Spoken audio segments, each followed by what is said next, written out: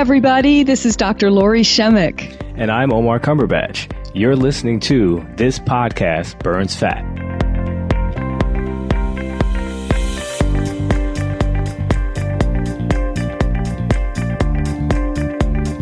Hey, Lori, how are you today? I'm doing wonderful, Omar. How's everything going over there? Great. No complaints. Across the nation. Yeah, it was. Yeah, a lot of interesting things going on, but yeah, everything's good. Good. Yeah, that's great. Yeah, pretty interesting around here too. So that is life, isn't it? That it is. And part of life, at least on our podcast, is having wonderful guests like Dr. Ben Galyardt. And this man is really informative in terms of, functional medicine overall. But he can speak about a lot of different things. But with us, he mostly spoke about blood sugar and how important it is to really balance it for optimal health. And he just, he also spoke about his mother and her issues and how that in the end taught him an awful lot about healing the body.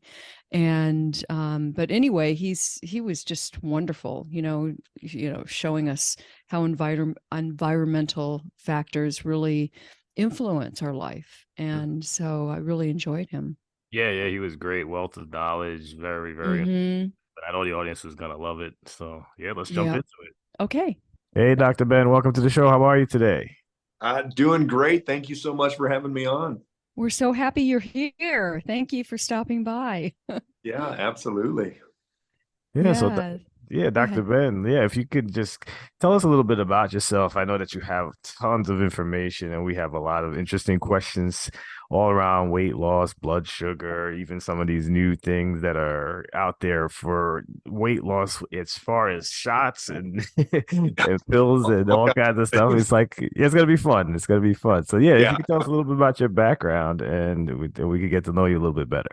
Absolutely. So I've been in the functional medicine world. I always say before it was even called functional medicine, I was going to see Dr. Jeffrey Bland back in the late 90s, and he's the godfather of functional medicine, coined the term. And we were talking about leaky gut over almost 25 years ago. We were talking about food allergens and gluten before had even heard of gluten. We were talking about autoimmune diseases when people, about the only autoimmune disease they'd heard of was MS and rheumatoid arthritis and type 1 diabetes. Besides that, nobody really had any of those. And still, yeah, pretty much, Yeah.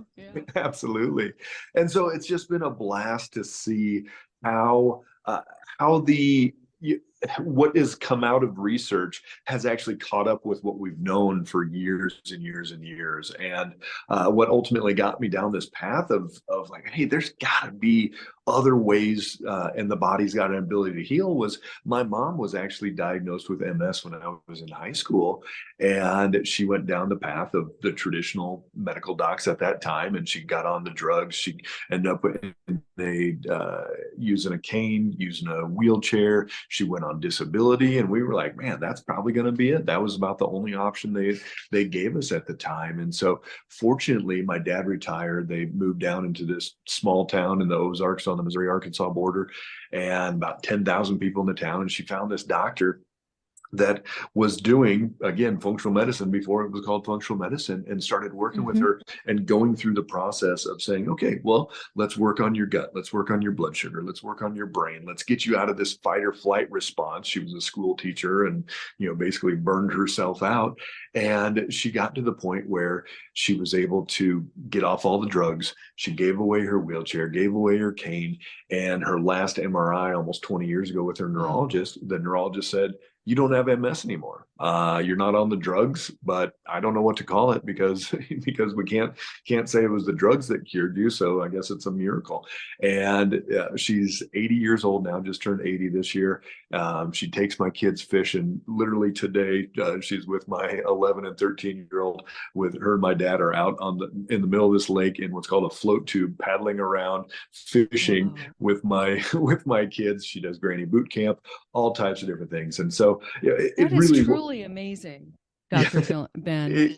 Yeah, I mean, it is a miracle. Yeah. And with that, I'm like, holy cow, if you can heal from MS, which we've helped many patients. I mean, I don't do the healing, I don't do the fixing, but we get to the underlying root causes and help the body do the healing. And that's my message that I want everybody to truly understand, is that your body has the ability to heal. Your body has the ability to really take back its own healing ability, as opposed to just going, oh, I need enough drugs, I need enough surgery, I need enough, we're going to talk about the blood sugar shots and all these supplements and all these different things. I need enough of that. That's an outside in philosophy. Healing is really an inside out, and that's not even philosophy, that's just how it works. And there's no amount of outside stuff. We're not lacking prednisone, and that's why Oh, I our love that. autoimmune is Yeah. we're not lacking Excedrin migraine, and that's why you get migraines. So why? That's what we're always talking about with our patients.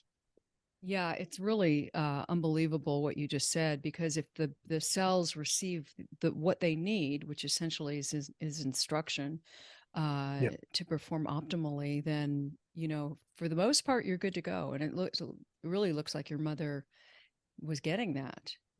That's really a great absolutely. story. Yeah. Yeah.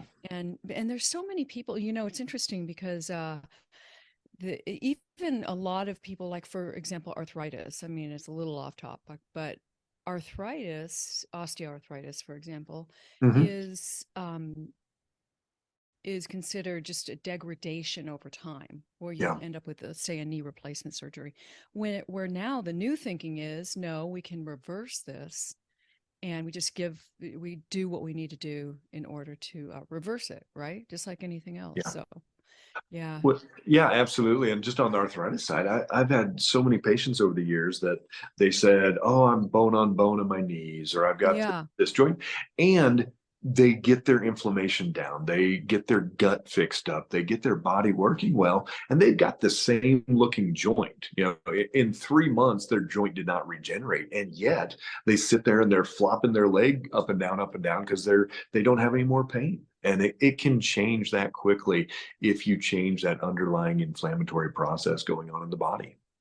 So, That's Doc, amazing. yeah, that is amazing. I just wanted to follow up real quick on your mom. I was just curious, what did you guys discover that she was lacking that turned her around so miraculously?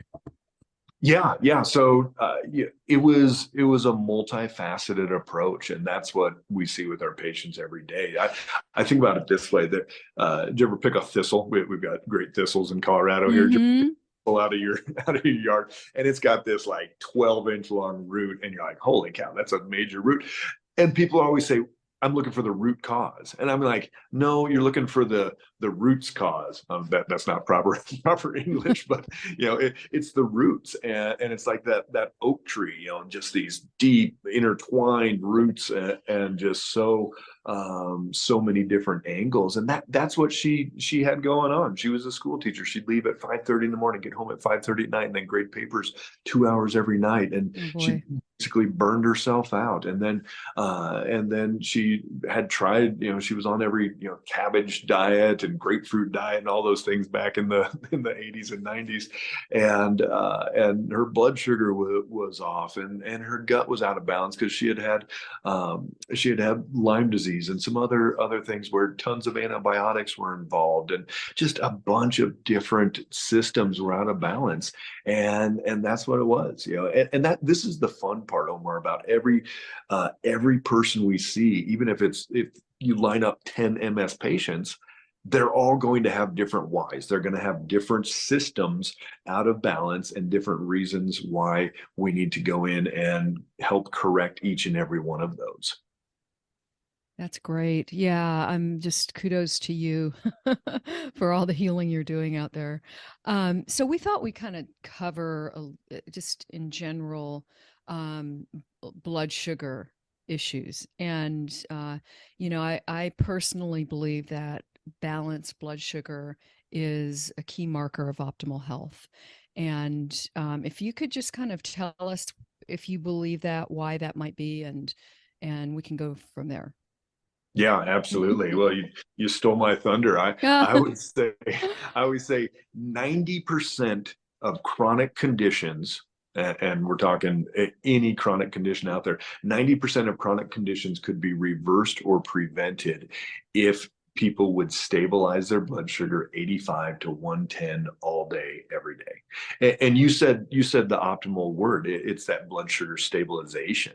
So many people are worried about just high blood sugar, but it's actually these swings. And so if we Right. could stabilize our blood sugar 85 to 110 all day, every day, we're talking Alzheimer's, we're talking cancers, obviously the diabetes, heart disease, inflammatory conditions, even autoimmune is driven by these blood sugar swings. And so 85 to 110, if you go too low on that blood sugar, it revs up the adrenals, and the adrenals tell the liver to kick out glucose. So then you've got this adrenaline flowing through you.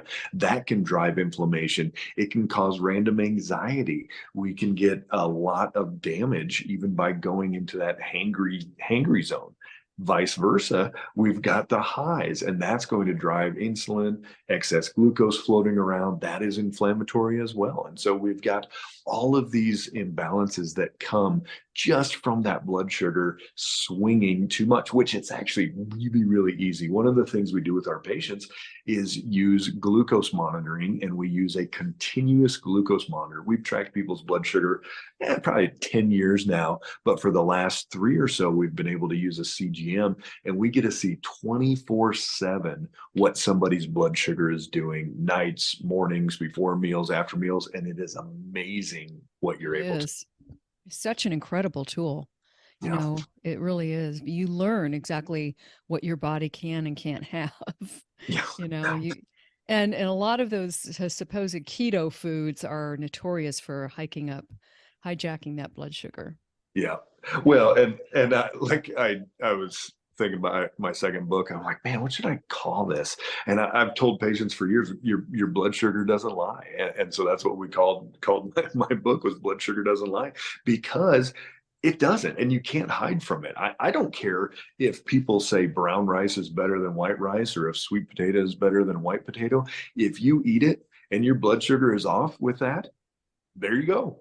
You got to change what you're doing. Somebody on social media, I was doing a live video today, and somebody said, well, tell me if you think a vegan diet is good for you, or if I should be doing a vegan diet. I said, well, the first thing you need to think about is, can you stabilize your blood sugar with a vegan diet? And it is very challenging to do that. So if somebody can do it, okay, it might be okay for them. But if you can't stabilize your blood sugar, you're not eating the right diet. That's the key. Yeah, no, definitely.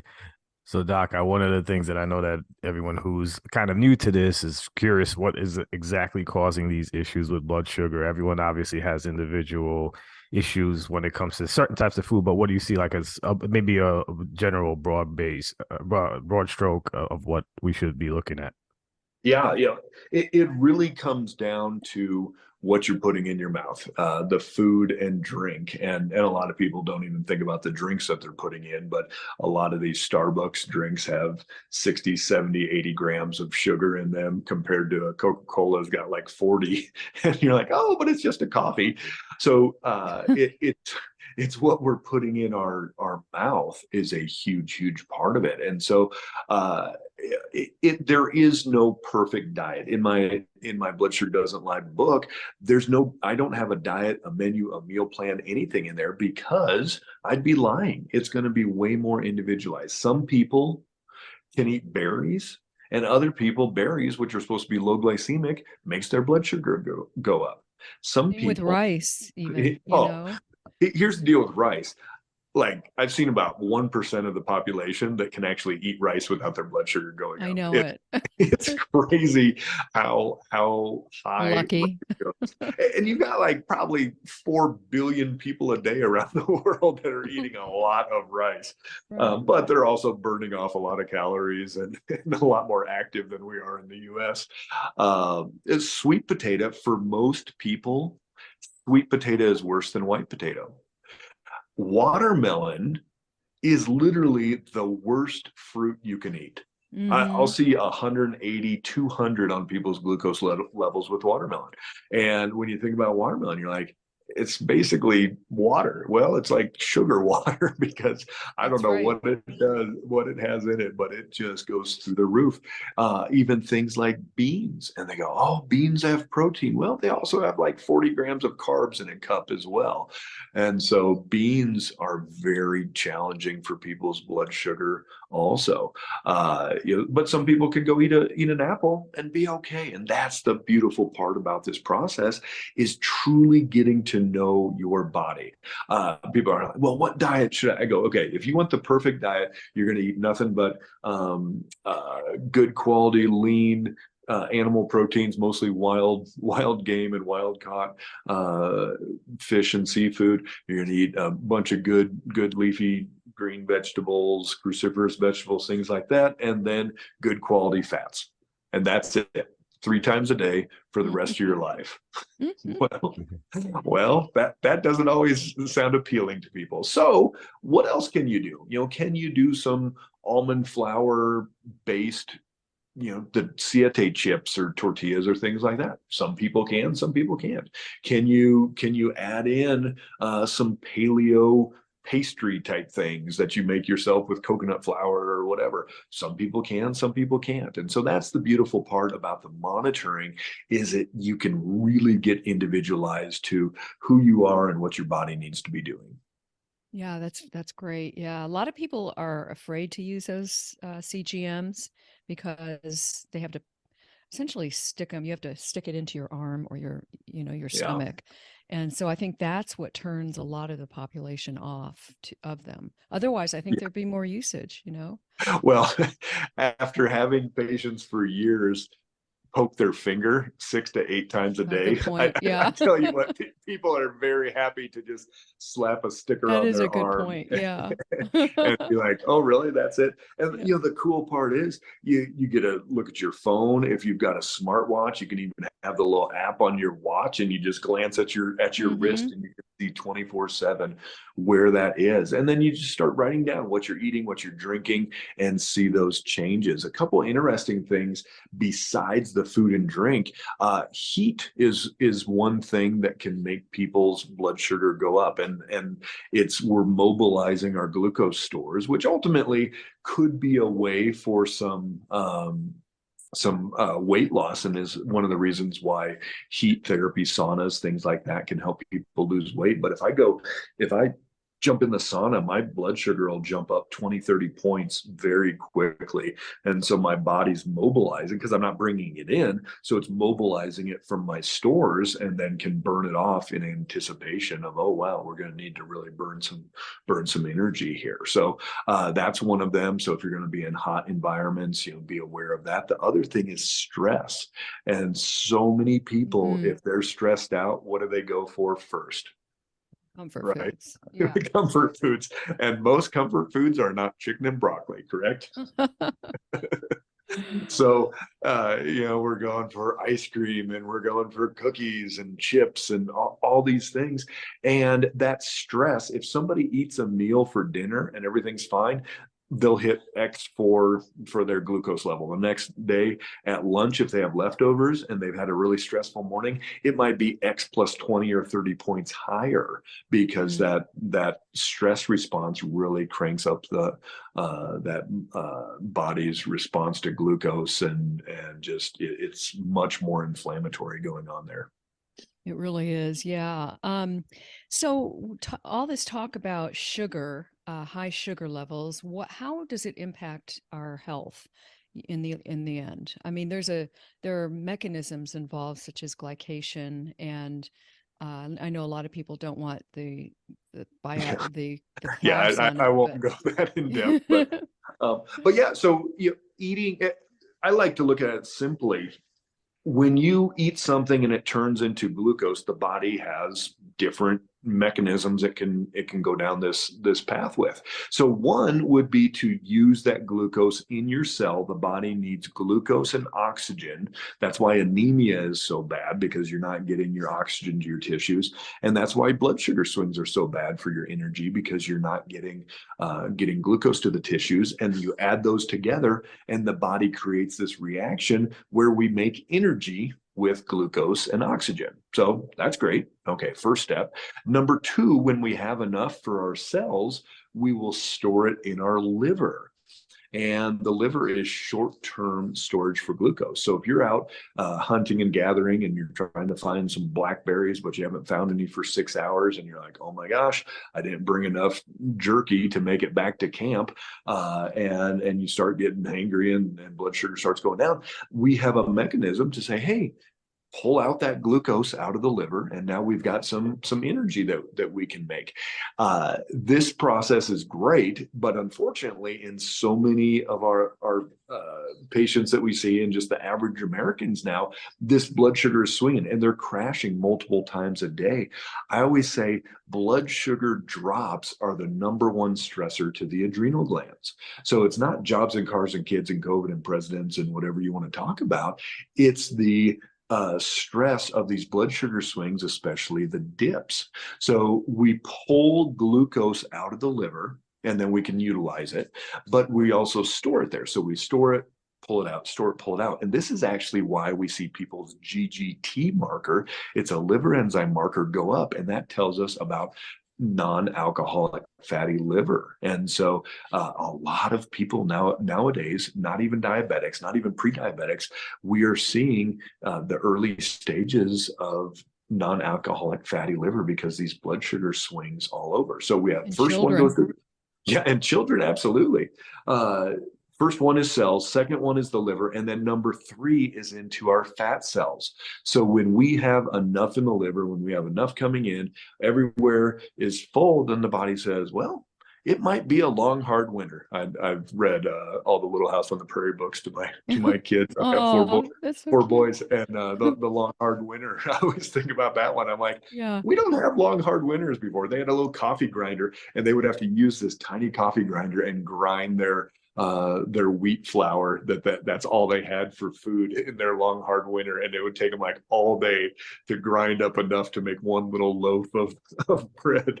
And so we don't have times like that anymore, and so we don't need to store body fat, but our body says, hey, you know what, we've got enough glucose floating around that it might be a long, hard winter coming up, so we better store it for later. And that's when we start getting those fat storage. So, Doc, to that point, like, what do we have to do as far as I should say, what do we have to do? What as far as time frame? Once we correct this and get our sugars in order, how long does it take to basically start seeing some turnaround and improvement? Yeah, so this is the fun part, and I tell our patients every time I start care with somebody that within the first 30 days, you're going to be seeing a noticeable difference. You're not going to be fixed. Otherwise, we'd say you'd be fixed in 30 days. But people are going to be down 5, 10, 15 pounds. Their blood sugar is going to start stabilizing dramatically. We'll see people swinging from 100 points from lows to highs, and they get it down into the 30s and 40-point swings very quickly. So this is the fun part about this is we're not having to reverse like major damage like osteoarthritis and trying to regenerate it with stem cells and month-long processes, even years to rebuild. We're able to see these changes very, very quickly, because I think about this, even somebody with full-blown type 2 diabetes is not a disease. And people are like, ooh, I now have diabetes. And I'm like, no, you have a state in your body of elevated glucose, just like if your blood pressure was high.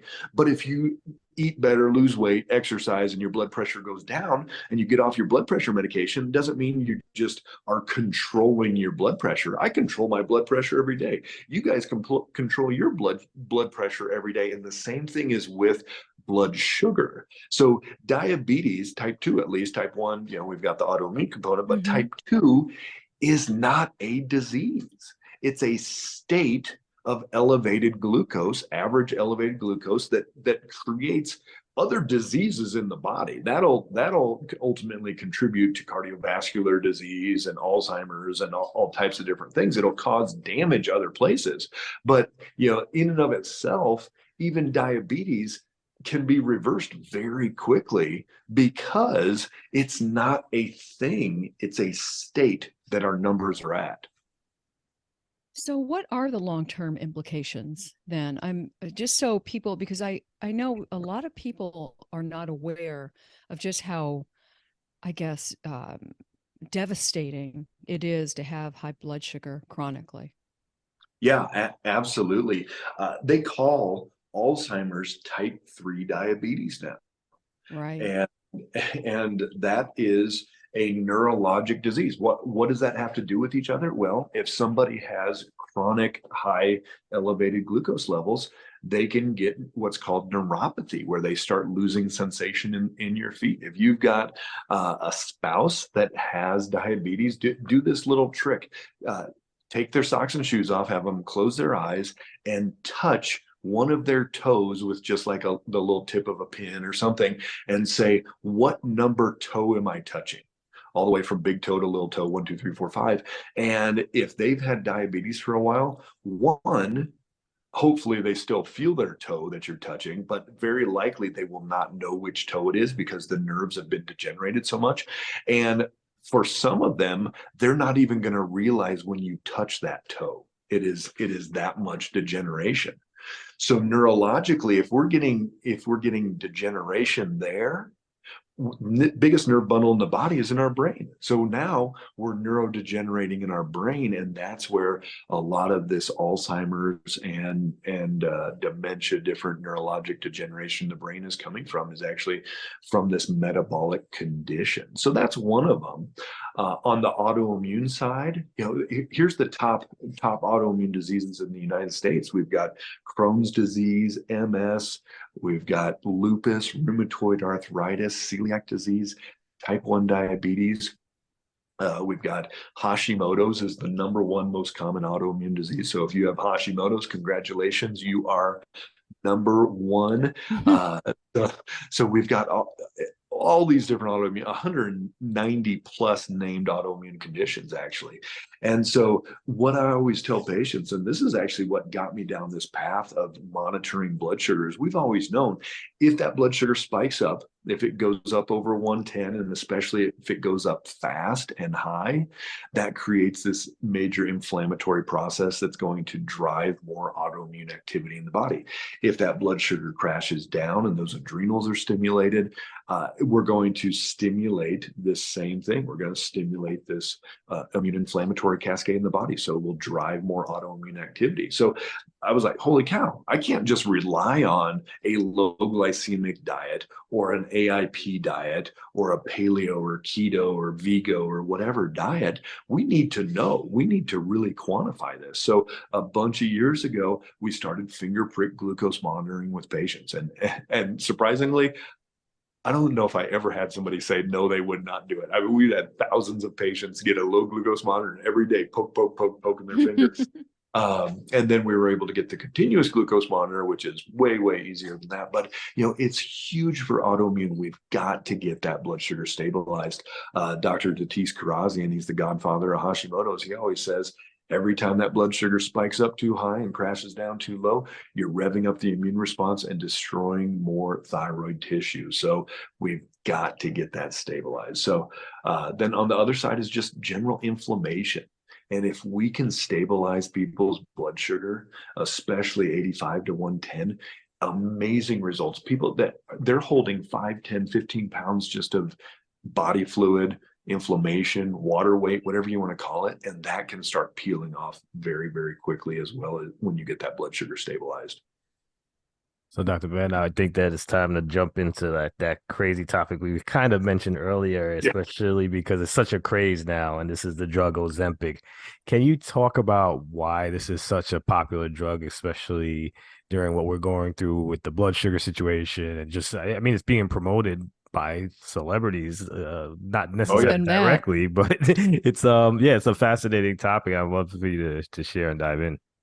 Yeah, so I definitely have some concerns that we'll get into, but just a little background on it. The Wegovy is the one that was actually approved for weight loss, and the Ozempic was approved for diabetes, but not for weight loss. But the Wegovy was sold out because that's what all these celebrities were taking, and it's really hard to find any now. And so they're actually using the Ozempic off label. It's a diabetes drug, but they're using it for weight loss. It hasn't been approved with the FDA, and it's actually a different percentages of some of the ingredients in there. But sure, there's people that have lost weight on this drug, and it's kind of an evolution from the traditional metformin that people have been using for years and years for their diabetes. And originally, these drugs, the Mounjaro, the Ozempic, the Wegovy, they were made for people that were obese, especially trying to lose weight so that they could get a gastric bypass surgery, and then people with type 2 diabetes. That's who these drugs were designed for. Now people are using them to lose 5 pounds, 10 pounds, 20 pounds. You got a wedding coming up in 2 months, and you're like, oh my gosh, I gotta fit into that dress. So it's really evolved into this thing of, hey, let's just use it as this quick fix. I think if you go back over millennia, people are like, man, if I could just take one little pill and eat whatever I want, that's like everybody's dream. And I'll lose weight and be at this ideal body weight. So a couple concerns. The biggest thing that is going to happen if somebody takes one of these drugs and loses weight, gets off the drug, and doesn't change anything else, the weight will come back. That's what research shows, is that there's no long-term weight loss without fixing why somebody had the weight in the first place. So that's the first thing, is don't go into this. If you're going to take one of these drugs, do not go into it expecting this to fix anything. It's going to probably get you to lose some weight. Although some people, I just had somebody message me today and said that they felt horrible taking one of these, and that they couldn't do it. So what else could they do to get their blood sugar stabilized? So the other thing that happens is, and nobody's really talking about this, it causes the body to secrete more insulin, and that insulin is going to help pull down blood sugar. Ultimately, that's the goal there. But we also know that insulin in excess is inflammatory, and so there's a very good chance that a lot of people are actually creating more inflammation in their body because they're kind of pushing and forcing the body to produce more insulin. And we know that it's not, very, very rarely is it a lack of insulin production. It's actually an insulin resistance, right? And so insulin resistance is where the body doesn't respond to the insulin like it's supposed to. So by just getting more insulin, again, we're not fixing anything. We're just getting more of that raw material there, hoping for it to create a change. Yeah, and then it becomes an insulin issue, Yep. Yeah, which most everybody already has anyways. It's probably my guess, after looking at blood work for years and years and years, is at least 60 to 70% of the US population has some level of insulin resistance.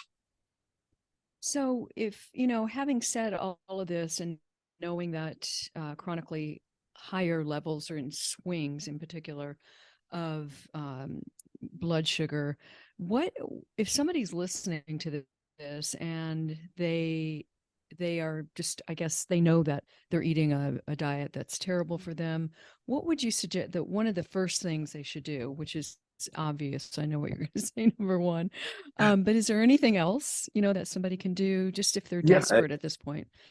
Absolutely. And so a lot of you out there are thinking about these new drugs, and you're like, oh my gosh, maybe that's the ticket.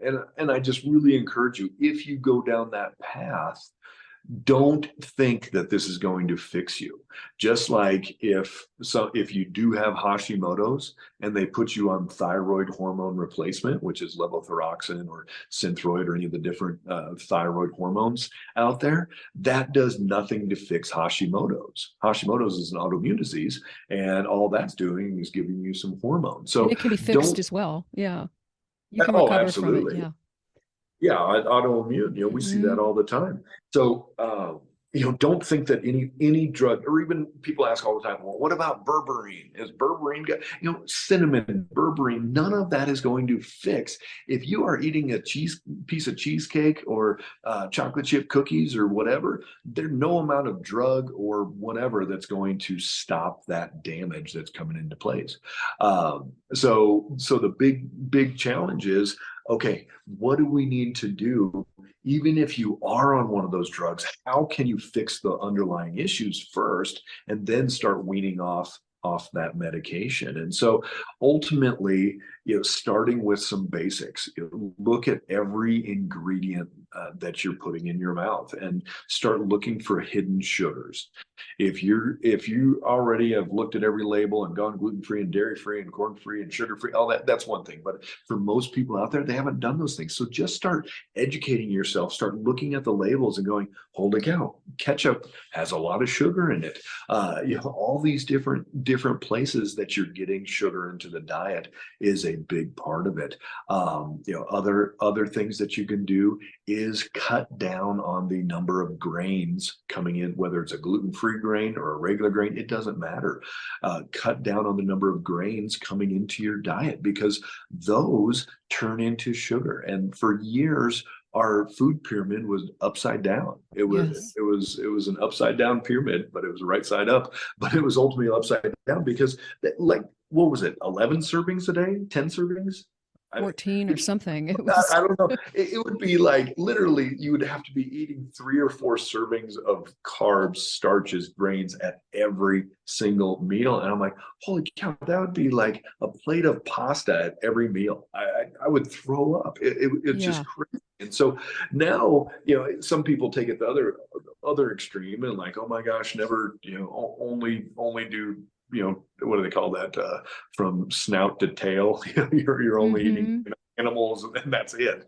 And so, everybody can go kind of extreme of any type of diet, but yeah, just starting there, look at every ingredient for sugar, start pulling the grains out, keep fruit's great, but keep fruit to a minimum, maybe 1 serving a day, and keep it, if you're checking your blood sugar, keep it to different types of fruits that stabilize your blood sugar and don't make it spike up.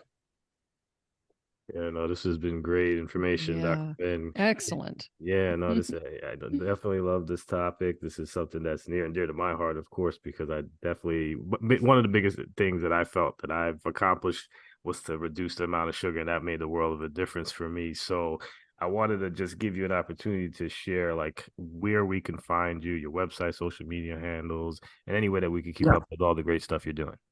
Yeah, absolutely. So our offices are F8, and it's just the letter F and the number 8, F8wellcenters.com is our website. And we have offices in Colorado and Tennessee. And then we work remotely with patients actually all over the world. We've got a great deal set up in Canada now with labs, and just able to help people remotely. Probably 75% of our patients now, especially since COVID, are remote. And it's just been great to get the message out.